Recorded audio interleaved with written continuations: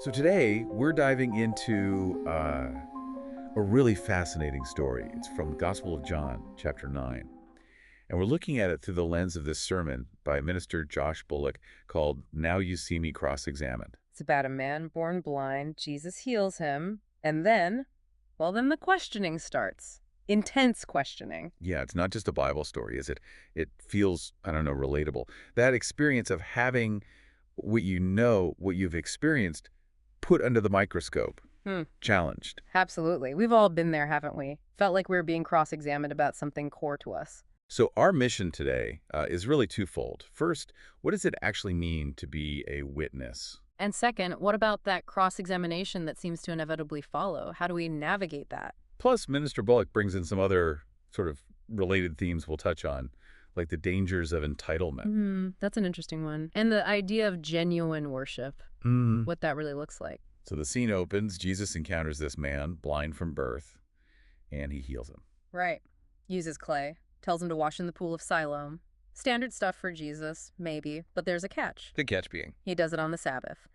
And that immediately lights a fire under the religious leaders, the Pharisees. Okay. So the miracle itself almost gets overshadowed right away. Pretty much.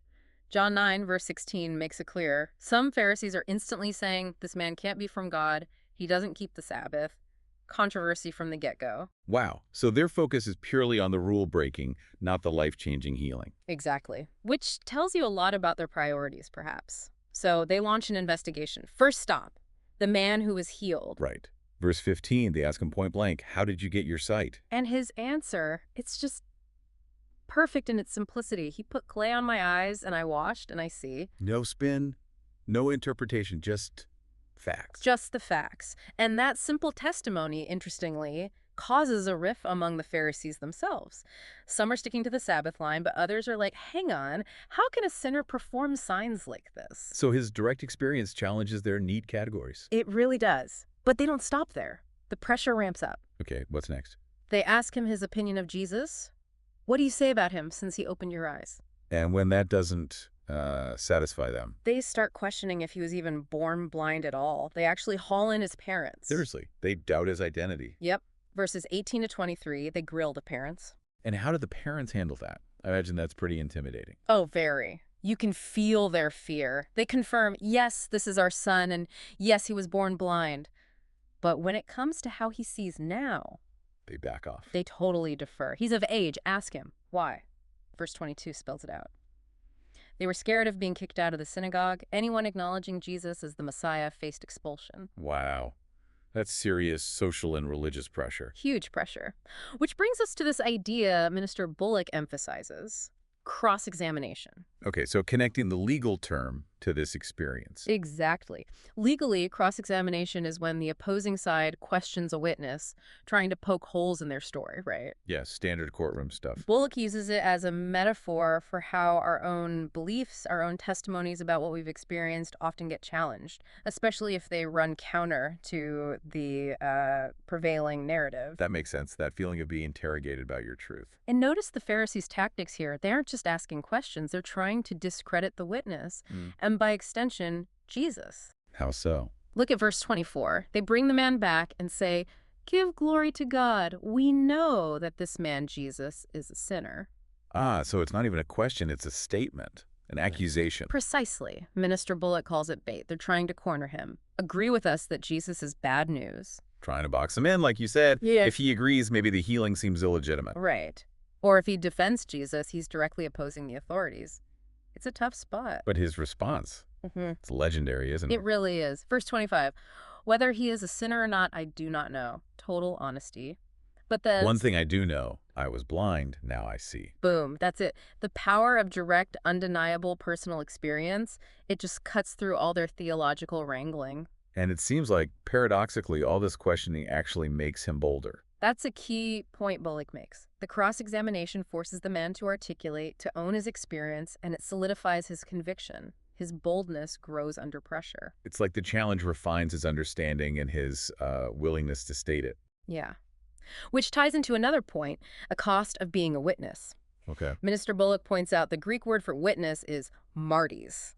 Sound familiar? Martyr. Exactly. The root is the same. Being a witness, especially for something countercultural or challenging, often involves sacrifice, a cost.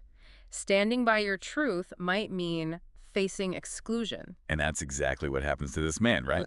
Verse 34, after he gives this incredibly logical defense of why Jesus must be from God, they basically say, you were born in sin and you're lecturing us, and they threw him out. Threw him out of the synagogue. What did that mean back then? It was devastating. Complete social and religious isolation. Cut off from the community, from worship, from everything. A massive price to pay for his testimony. Wow. Okay, so that's the potential cost. Now, Minister Bullock also talks about this spirit of entitlement. How does that fit in? Well, he describes it as wanting God's gifts, the blessings, the good outcomes, but maybe without being willing to develop the character needed or face the challenges that might come along with those gifts, sort of minimizing the worship, maximizing the wants. Okay, I see. Like wanting the healing without the cross-examination that followed. Perhaps. Or think about the Pharisees. Maybe they felt entitled to be God's spokespeople because of their knowledge of the law, blinding them to God working in a new way right in front of them. That's interesting. And he contrasts this entitlement with the healed man. Right. This man received a gift he didn't even ask for. And how did he steward it? He stood firm, witnessed boldly, even when it cost him everything. His focus wasn't entitlement, but the reality of his transformation. Which then leads, naturally perhaps, to worship. Exactly. Bullock talks about the Greek word for worship, proskune. It's not just singing songs. What does it mean? Literally, to bow down and kiss forward. It implies this deep posture of submission, reverence, recognizing who Jesus truly is. It's an internal heart posture. Okay, not just going through religious motions. Definitely not. And for the healed man, his journey climaxes in this very act. After being thrown out, Jesus finds him. Right, and what happens then? Jesus asks him, do you believe in the Son of Man? The man asks who that is, and Jesus reveals himself. You have now seen him. In fact, he is the one speaking with you. And the man's response? Verse 38, Lord, I believe.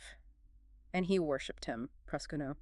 So the worship follows the recognition, the personal encounter after the trial. It seems so.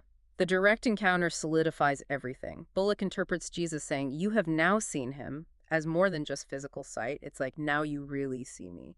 A deeper spiritual understanding. So the physical healing was just the start. The real sight came later. It suggests that, doesn't it? Sometimes maybe we need to go through the challenges, be removed from our comfort zones, from the noise, to actually encounter truth on that deeper level. The being cast out, ironically, opened the door for that profound moment. So wrapping this up, the big takeaway feels like, well, being a witness, standing for something true, it often means you will face scrutiny, that cross-examination. Yeah, it seems to be part of the package, especially when truth bumps up against established norms or beliefs. It gets tested. But navigating that, standing firm in your experience like the healed man did, that's where real strength and deeper understanding seem to develop. Absolutely. His story is such a powerful example of that. And thinking about this entitlement idea, in our own search for knowledge, maybe, a true understanding, the kind you can actually share effectively, it seems to need humility, right?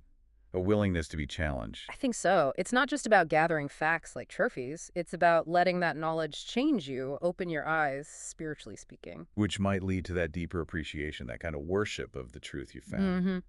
And Minister Bullock, drawing from that summary, leaves us with this really potent question stemming from Jesus' interaction with the man. Now you see me. Now what? Right. It was a question for the man then, but it echoes for us now, doesn't it? When our eyes are opened, when we get that moment of clarity about something. What do we do next? How do we respond? How do we act as a witness to that newfound understanding in our own lives?